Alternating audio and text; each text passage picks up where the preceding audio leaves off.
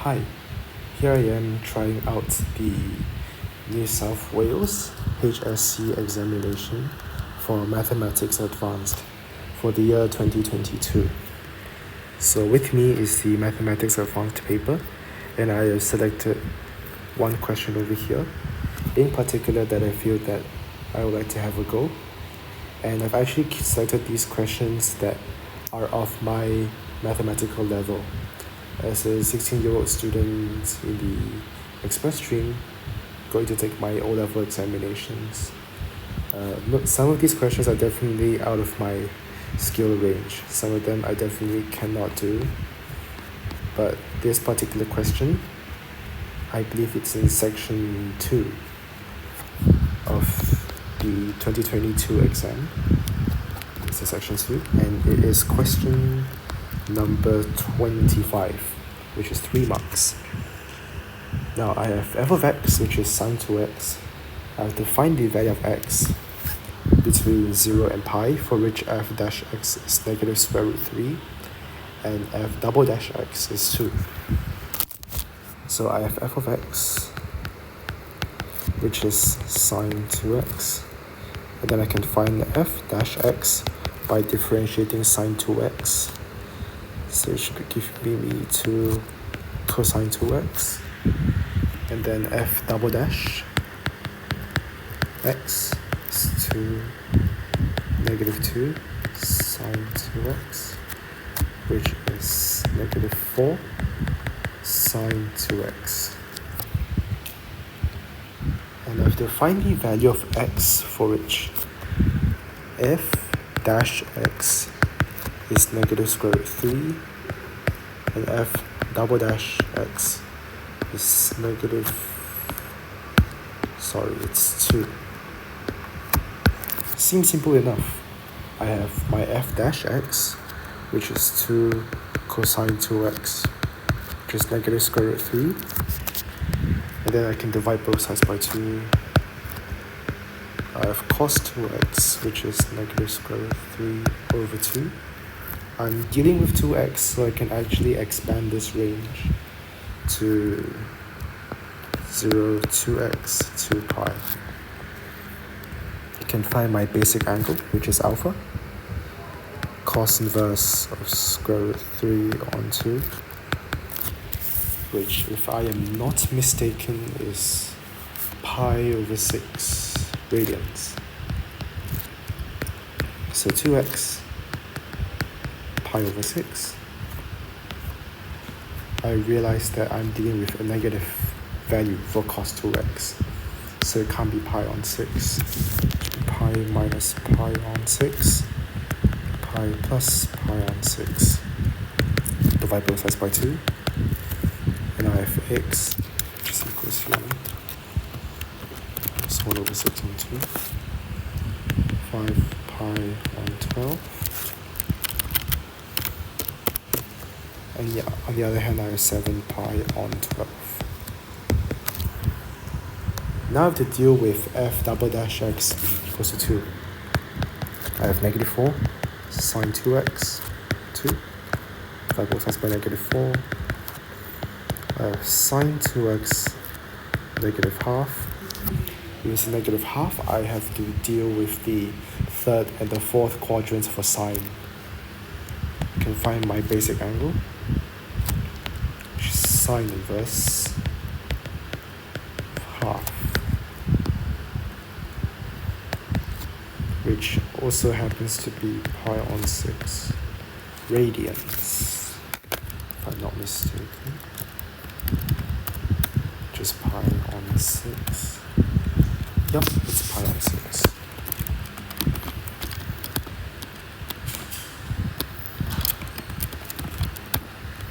Okay, I'm dealing with the negative value again for sine. So once again, I have to do this. Pi plus pi on 6.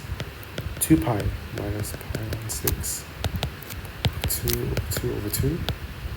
So eventually I'll have x equals to 7 pi on 12. So 2 minus 6. Then for the other value, it's 11 pi on 12. Okay, so in this case, the value of x will be this one. So x is 7 pi over 12, and that's the final answer. And that's how I approach question 25. On to the next one. Okay, on to the next one. I've picked some questions from the Mathematics Extension 1.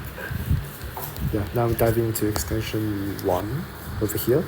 I'll be attempting Section 2 as well. Vectors, there's a product of vectors, which I haven't learned yet. Integration by substitution, which I also haven't learned yet. Binomials, actually this question seems a little bit too simple. I'll try that maybe another time. Okay, I'm particularly interested in part D and E.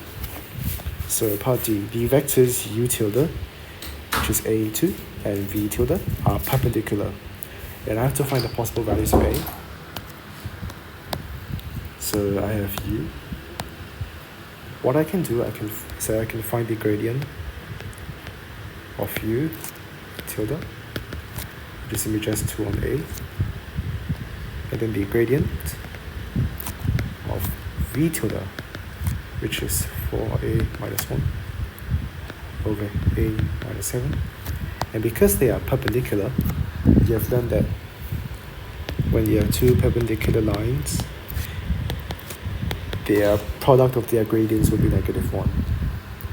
So in this case, what I have is 2a, 4a minus 1, minus 7, should be -1. Okay, seems simple enough for a 2-mark question. 2 times 4a is 8a, minus 2, a times a is a squared, a times -7 is 7a, so -1. If I cross multiply it, I'll have 8a minus 2 on one hand, and negative a squared plus 7a on the other side. I'll shift everything over to the left hand side. I have a squared plus a minus 2 equals 0. I have a quadratic equation in the end. They're asking for the possible values, so there definitely has to be more than one value. I have a quadratic equation, and yeah, it's perfect. So I have a squared minus 2. I'll use once again the cross method of factorization. 2a plus 2a minus a. So I have these two factors.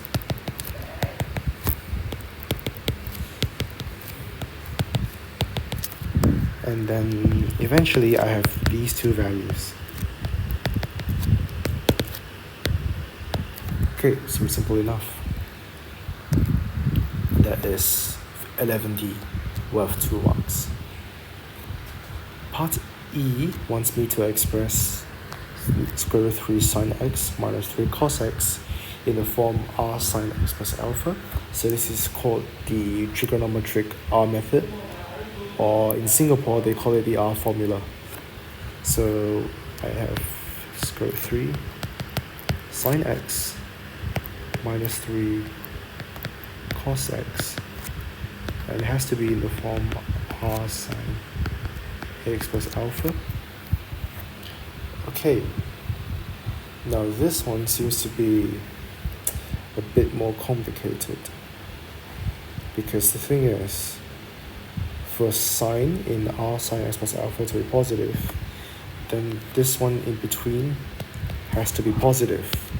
But in this case, it actually turns out to be negative. Oh dear. What shall we do in this case? Okay. This seems to be the first time that I'm seeing this, but I will try my best. I'm probably gonna get this wrong, but here I go.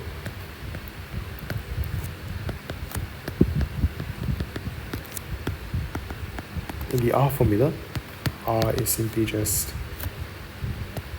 this, square root 3 whole squared, plus negative 3 squared. And it's the square root of it. So R is square root of, I'll take out my calculator. Square root of 12. And in this case, r should be 2 square root 3.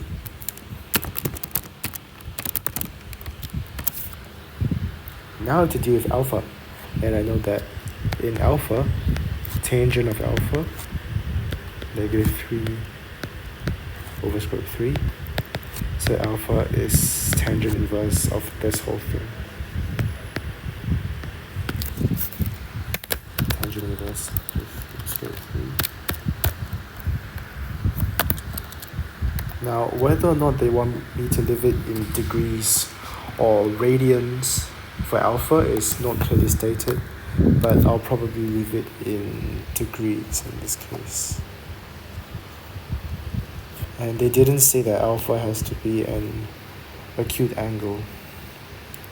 Oh man, what shall I do in this case?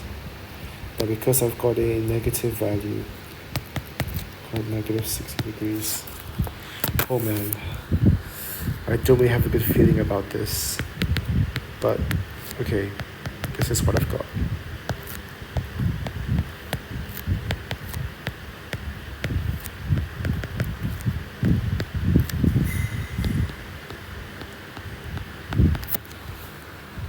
So eventually I'll have this, which is 2 square root 3 sine x minus 60 degrees. And that's my final answer for part E. And yeah, these are really the few HSC questions from New South Wales that I'm trying. New South Wales is actually a state in Australia, and New South Wales is said to have the state with one of the most rigorous and the most intense high school examinations. And I could believe that because I just do. Looking at these questions, and I feel personally I feel pretty intimidated by all these questions. But sooner or later, maybe one day I'll find them actually really easy. And yeah, this is my attempt at HSC questions.